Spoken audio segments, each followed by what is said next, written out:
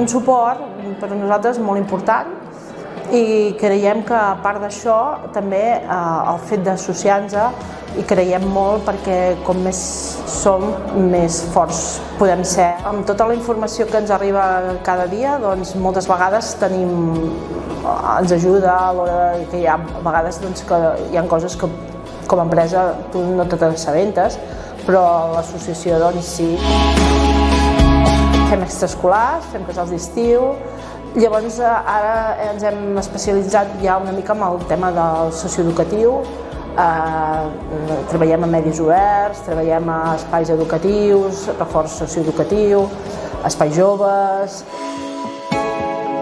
És un sector que encara jo crec que estem molt al principi, vull dir, en tema de poder gestionar-lo de forma correcta, ja que